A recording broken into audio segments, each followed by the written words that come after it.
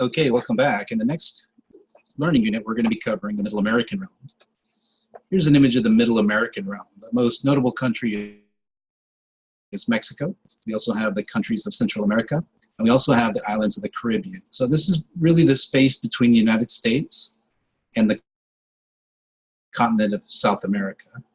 Physically, this is part of North America, although for the book's sake, it's considered a different realm because it has a shared cultures, history, and so it's considered its own realm.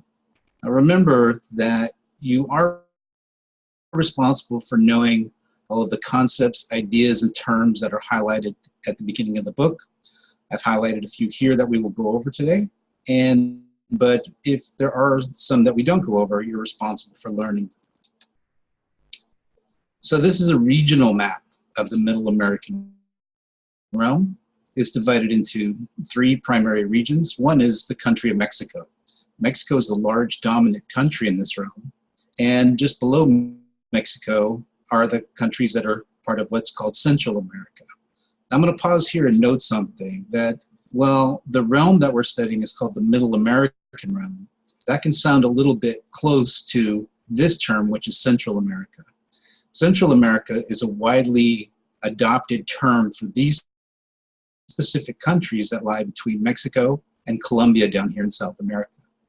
The third part is the Caribbean, and the Caribbean can also be divided into two parts, one with the large islands and the other with the small islands. These are called the Lesser Antilles, and the large islands are called the Greater Antilles. We'll talk more about those in just a moment.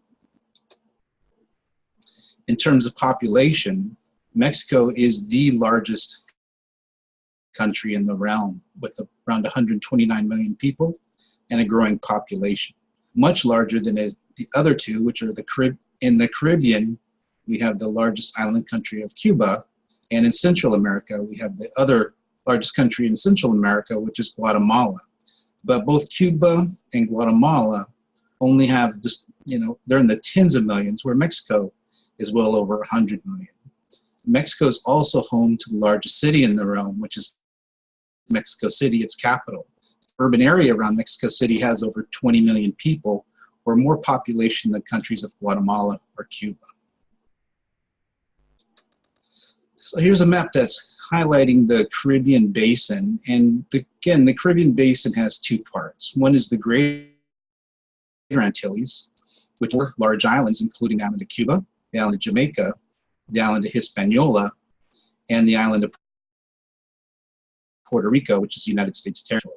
One thing to note about the island of Hispaniola is that it's divided between two countries, Haiti on one side and the Dominican Republic on the other. So it would be good to know which countries are part of the Greater Antilles. Know that it's the island of Cuba, Jamaica, Hispaniola, and Puerto Rico. The remaining islands, the small islands that extend from South America to close to Florida, these are all called the Lesser Antilles. Here's a closer view of the Caribbean during the colonial period, and one thing you can see here is the island of Hispaniola has a split colonial history.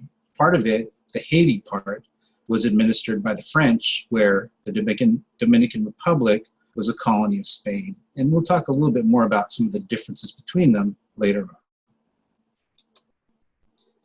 One last couple of terms I want to highlight before we close the introduction is the concept of an archipelago and an isthmus. An archipelago is an island chain, and in the Caribbean can be best described as an archipelago or a chain of islands, whereas an isthmus, or a land bridge between continents, is a good description of the countries of Central America, especially Panama here, which provide a thin land link between South America and North America.